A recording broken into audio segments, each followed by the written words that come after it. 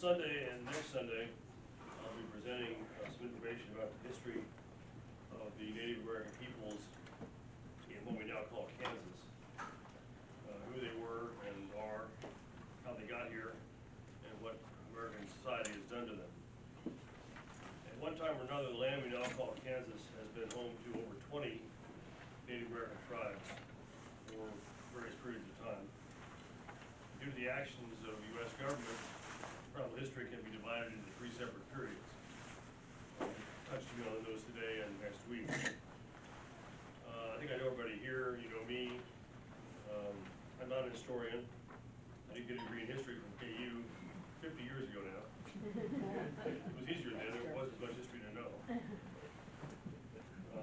I decided not to make my living as a historian, which is not easy, by the way. I went to law school. After I retired as an attorney, I now am able to spend time looking at some interesting historical questions. My focus through my college years was Byzantine history, and I've written some historical novels about that. I do have a personal interest in this subject, I'll get back to in a minute. I do have a handout which has been distributed. We'll be referring to that next week and this. It's not an outline of what I've been talking about. I intend to be that, and I showed it to my editor, also known as my wife. She said it was too dry. So I went back and did another one. So I'll talk about that, but I will refer to that from time to time. So look it over, please. If you have any questions, please don't hesitate to ask them. One word about questions. When you looked at a subject like this, as much as I have, you tend to think everybody knows as much as you do, and that's not true. So if you have questions, chances are somebody else does too. So don't be afraid to put up a hand. I don't intend to use maps in my talk because maps are misleading. We see a map nowadays with our modern American sensibilities. We see, well, this side of the street's Kansas, and this side of the street's Missouri. The Native American tribes didn't work like that. The lines that we draw on a map would be totally arbitrary. They didn't observe the lines, there were no lines there. And obviously there were some times when you have like the Kansas River, that's a pretty definitive line. And the Kansas tribe tended to be south of that, and the Pawnee tended to be north, but there was no stopping it going back and forth. That's why the whole treaty concept was so flawed from the Native American perspective. Whites would tell them, okay, you get this land from here to here to here to here. That's yours. And then they say, okay, fine. And then come back next year to go to their hunting grounds, and they go, no, we can't go there anymore because it's not your land anymore. Well, why not? Well, you gave it away. You signed it away in return for some cooking pots and some blankets and a couple of axe heads. It's no longer yours. So that whole treaty idea was fundamentally flawed from the get-go. The whole concept of drawing border lines changed after 1830. That's the year that they started being put on reservations with defined lines, at least by the whites, although the Native Americans didn't think so. But we'll talk about that period as post-1830 and pre-1830. My interest in this subject stems from a little-known celebration that occurred in Kansas 2 years ago. It was the sesquicentennial of the arrival of the Southard family in Kansas, my branch of the family anyhow. In 1874, my great-great-grandfather, James Southard, established a homestead for himself and his family on the banks of the Bow Creek in what's now Rooks County, which is north of Hayes, Stockton's county seat. He was 50 years old, which is old for a home pioneer. He was a Civil War veteran, captain in militia in Ohio. He occupied land which only a few years before had not been open to white settlement because of the presence of Native American tribes. By 1874, though, the buffalo had been slaughtered to the point where the Cheyenne and the Arapaho and the Kiowa and the Comanche couldn't live there anymore. There wasn't anything for them to eat, so they had to leave. And that opened the land to white settlement, including my great-great-grandfather. So, the homestead, I've been out there. It's got some good lowlands. The creek's got water in it pretty much all the time, kind of like the Wakarusa, not quite as big. And the land's been in the Southern family ever since. but for that, I probably would not be here, but for the Indian removal.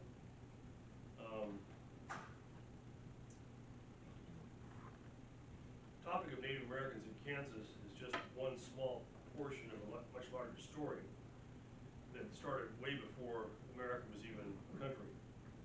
In Kansas, first white explorers came here in the 1500s. There was an expedition coming up from the south led by a fellow named Coronado. He was looking for gold, like they all did. And some of them, like Coronado and Pizarro, hit it big. Others, like DeSoto and Ponce de Leon, did not. Coronado was in the latter group. He was looking for the fabled 7 cities of Cibola, supposed to be 7 cities of gold. And he was very disappointed when he got to the middle of Kansas and he found Cheyenne Bottoms and the Ark River, and no cities of gold. So he also found villages, though, of Indians along up and down the river. They were out of the Wichita tribe, and they were there from time immemorial along the river valley. And that's the first recorded encounter between Europeans and Native Americans in Kansas. So that was about 1550. The Spanish didn't have much interest in the Midwest after that. They didn't really need to, and they had everything from California down to Tierra del Fuego, with the exception of Brazil. So they had more than enough land. It didn't have gold or silver in it, and they didn't really care. One thing they did bring, though, unintentionally, was horses. The Native Americans up to that point did not have horses. They had to travel by dragging what they had with sleds pulled by dogs. So, stop on the dogs. But when they had the horses, boy, they took to those like crazy. Also riding them. They always hunted buffalo.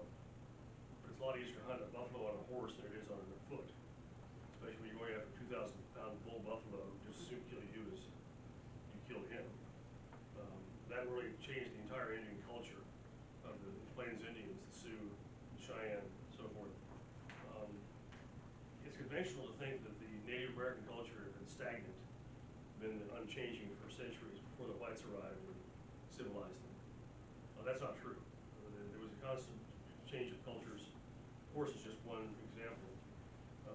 Use of firearms was another one. They started getting, they took to that right away too, picked up on that. And so tribes moved around. The tribes that were here in Kansas in 1800 may not have been here in 1700 or 1500. We had floods, we had droughts, we had diseases, we had conflict between tribes. Even so, the changes they've gone through up to the 19th century pale in comparison to what they had to go through then. And they first encountered American settlers and the American government in a big way. Almost every president of the United States has had to deal with what was known as the Indian question during his term. More often than not, they took actions that our history books would just soon not go into, even before the current administration, which like to pretend they didn't have it all. Andrew Jackson's role in Trail of Tears is well documented. There's no question about that. He had problems with the Indians well before that, even when he was a general in the Southeast in the 1820s. George Washington, remember him, father of our country? Native Americans in upstate New York had another nickname for him. They called him Town Destroyer, because that's what American troops did under his orders. They destroyed towns, they burned crops, they cut down orchards, they poisoned wells, and he was told by a Seneca chief, a corn planter in 1790, that when mothers of children, when they called them down, they would say, "You better be good, or I'm going to summon Town Destroyer.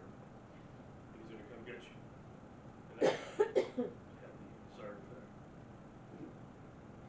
Before Abraham Lincoln became the great emancipator, as a young man, he served in the Illinois militia during what was known as the Black Hawk War in 1832. That conflict occurred when Native Americans crossed back into Illinois from what was then the Iowa Territory to reclaim land they had been cheated out of under a cheap Black Hawk. Many were killed on both sides. before the Indians were driven back. That incident was used to justify the wholesale removal of not only those people, but also tribes all over the United States. They all had begun with the Indian Removal Act of 1830, although that was mostly directed at the Indians in the South. Lincoln did issue the Emancipation Proclamation, remember for that, on January 1, 1863. 2 weeks before that, though, he permitted the largest mass execution in the history of this country. 38 Sioux warriors were hanged in Minnesota for their part of what became known as the Dakota War. To be fair, he did pardon over 200 others, perhaps in recognition of the cause of the conflict, the usual broken treaties, dishonest Indian agents, starvation of women and children. Dakota Sioux were expelled from Minnesota and joined other Sioux tribes in what was now then known as the Dakota Territory. So they all have some lots on the record when it comes to Native American affairs. Throughout the entire history of Native American relations in the American government, there was one underlying theme, whether it involved the tribes of Kansas, in the southeast like the Cherokee, later in the Sioux in the north, and that theme was land. They had it, we wanted it, and we took it from them, one way or the other. It's like one of those classic gangster movies. When the gangsters come in, make demands and say we can do this easy way or the hard way. And it was done both ways in the 19th century. Consistent with the theme of land, there were 4 events in the 19th century that pretty much doomed the American tribes, North American, Native American tribes of Kansas, along with all the others in the Midwest and West. And they were as follows. I'll apologize in advance, my handwriting. Taking law school notes for 3 years will do it.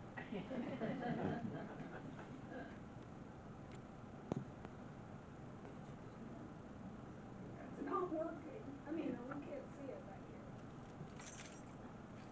That pen's kind of worn out, Jeff. All right. I'll repeat. 1803, Louisiana Purchase. Added millions and millions of acres to the United States, including what we're standing on right now. That allowed the United States to have land, extra land, to dump American tribes. Up to that point, the United States ended basically at the Mississippi River. There was no place to put them. Now we have all this extra land out here. We have all this empty space, supposedly empty space. And they're able to start hauling tribes out. Thomas Jefferson, being the kind Lord soul he was, offered to voluntarily move tribes out here in payment for cash money and land. He got no takers, oddly enough. Later on, it was not so voluntary. So things didn't really happen much after that, although there was some fighting during the War of 1812. There was an Indian chief named Tecumseh in Ohio who realized what was going on. He tried to rally all the tribes, and he got actually a coalition. They were on the side of the British, and British left. So Tecumseh failed in his task. That's where things stood in the teens and 20s and 30s, although the relocation started. The next event you should remember is 1844.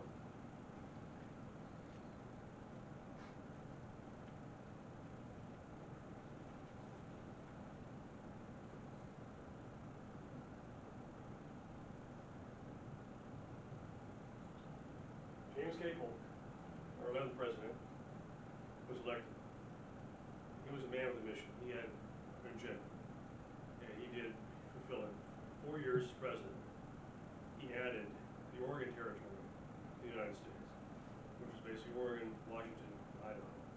Opened that area for settlement. And of course, the war with Mexico, whereby we got Texas, and New Mexico, and Arizona, and Nevada, and most of all, California. And sometimes it's better to be lucky than good.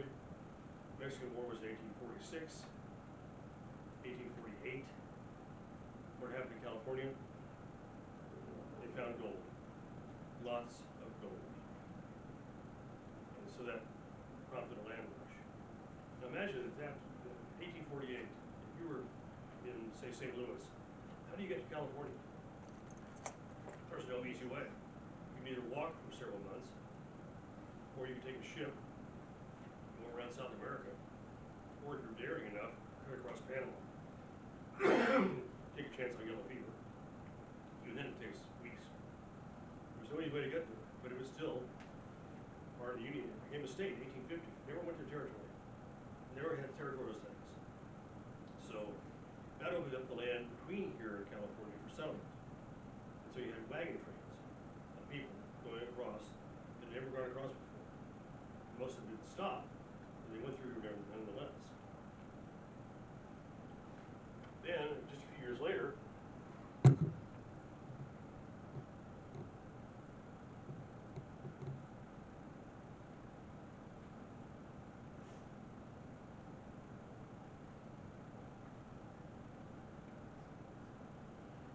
Kansas-Nebraska Act. Up to that point, Kansas had been used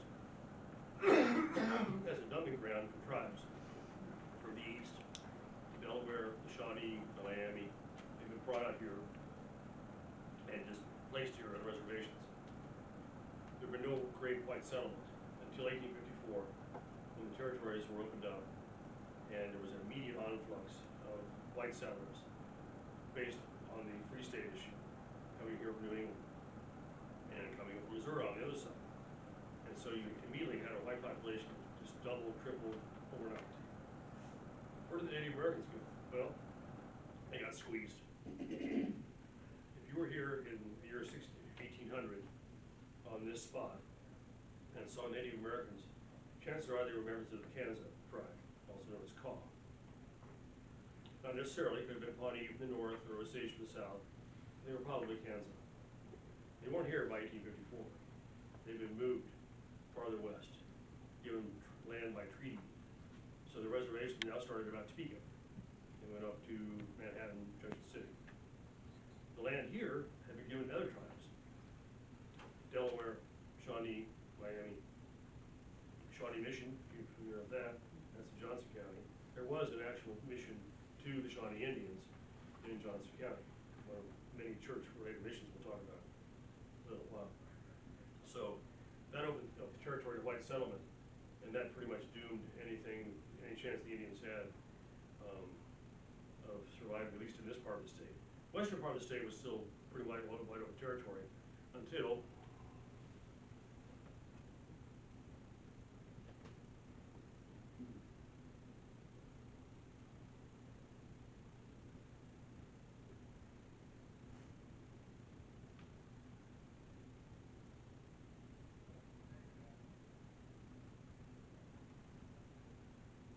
Transcontinental Railroad was completed. Once that was done, you could get to California in a matter of days, not weeks or months, and any spot in between. It was completed, the one from Omaha west was completed in 1869 out in Utah. By the time they got that one done, though, they'd already done one from Kansas City to Denver. A lot easier to build across western Kansas than it was across the Sierras and the Rockies. And once they got to Denver, then they just jogged north to Cheyenne. They got a railroads running through. That was the first of many. There was Santa Fe, went up to the southwest, and that opened it up for a lot of towns sprang out. A lot of the towns we know in Kansas, Wichita, Abilene, Salina, Hays, Dodge City, all were children of the railroads. And that meant settlers, and that meant white influence, and it also meant buffalo hunters. The Army came up with the idea first because they realized there was a connection between the Plains Indians and the buffalo. And so one way to get rid of the Plains Indians was to get rid of the buffalo. And it sounds unbelievably cruel, but they did. They would have trains full of buffalo hunters. Sometimes they wouldn't even stop the train. There were so many buffalo. They would just slow down and just shoot the train. And they didn't care about the hides, although they did harvest a lot of hides. They just left them lying there. And it sounds like, boy, that must have been taking a long. Tried that with white-tailed deer, that wouldn't work. The buffalo were herd animals, and so they clumped together. You shoot one, you shoot more. And by 1863, 73, 74, the buffalo were basically gone. Took 5 years. 5 years to slaughter the buffalo. And once that happened, Plains Indians were destitute.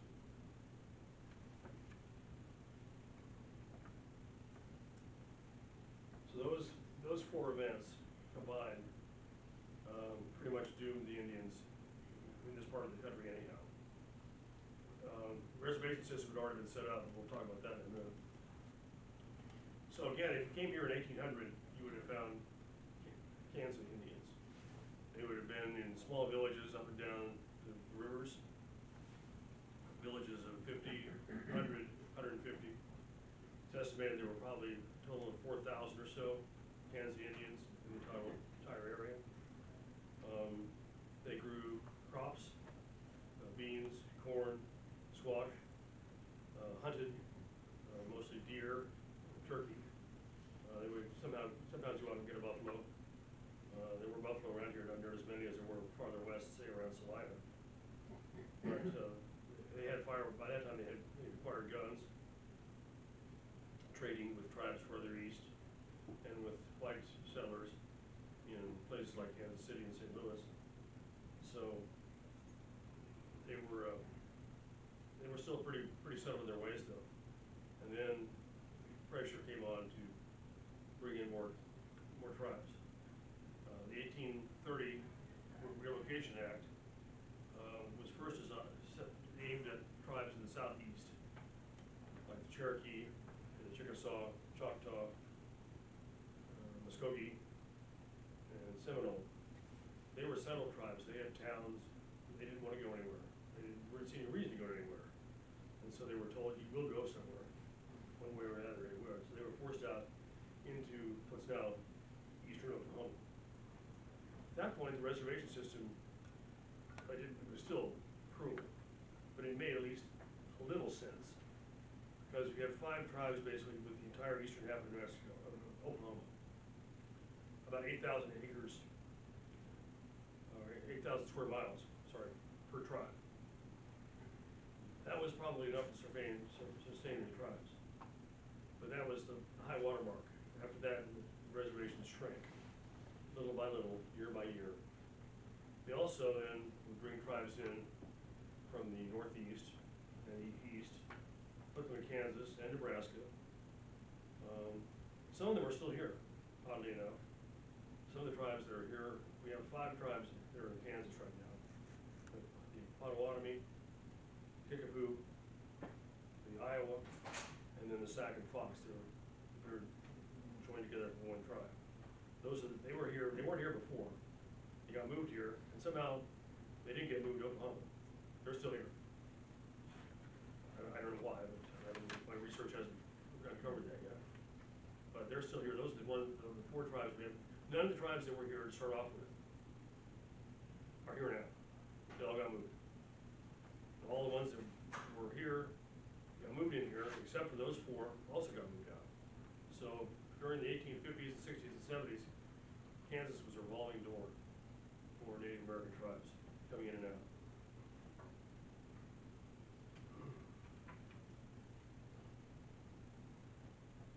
Okay, there were a total of 8 tribes, as I mentioned, by 1800.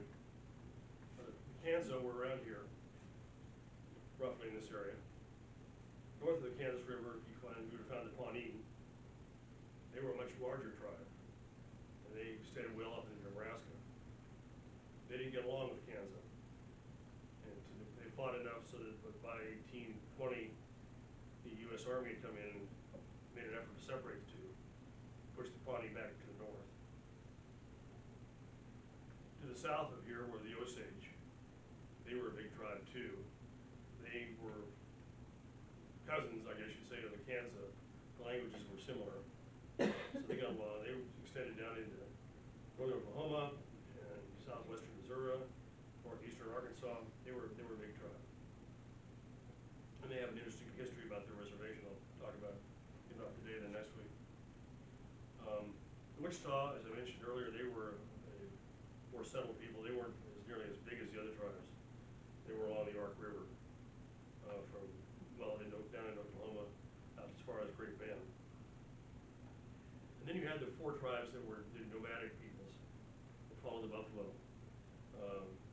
without really settled villages to speak of. And the Cheyenne from the north, they were a big tribe. They extended well up into Wyoming and Dakotas. Comanche were a big tribe. They extended well down into Texas. The Kiowa, which were in basically western Oklahoma, they didn't get along with the Comanche. Actually, nobody did. And then the Arapaho, they were in the eastern Colorado. So those are your 4 plain, and they were members of the sort of horse culture. They depended on their horses to survive. So, let's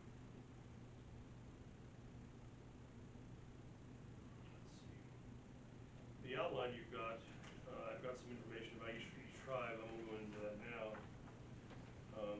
Shows how many tribal members are still remaining, and they all have different definitions of who can be a tribal member in terms of how many ancestors you have to have. It shows where they are now. They're all in Oklahoma, as I mentioned. I'll talk about the Osage. The Osage have a big, if you look at a map of Oklahoma, the only Indian reservation you'll find will be the Osage. They're around Bartlesville, to the west of Bartlesville. And they kept their land when other tribes had to give theirs up, because they were able to work out a deal, and they kept the mineral rights to the reservation land. I mean, they were held jointly by the tribe. They weren't split up. That didn't seem like a big deal at the time, but by 1920, they found out that they were sitting on top of an ocean of oil.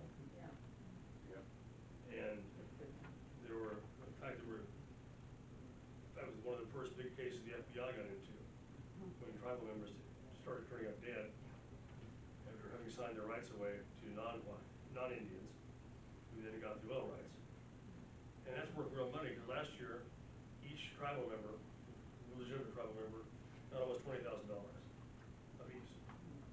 And the oil's still producing. So that's worth, killing people. But they were able to keep their land, keep their mineral rights, and keep the reservation intact. The other big tribes still have land down there, but it's not a reservation type land. Like the Cherokee have basically the northeastern part of Oklahoma. And that makes a difference, and we'll talk about that when we talk about what's the modern status of the tribes. Let's see.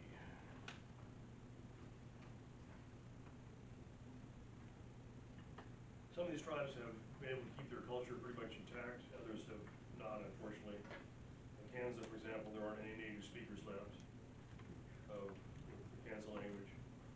There aren't any whole-blood members left in Kansas. They are trying to come back, though. You may have read about the efforts to establish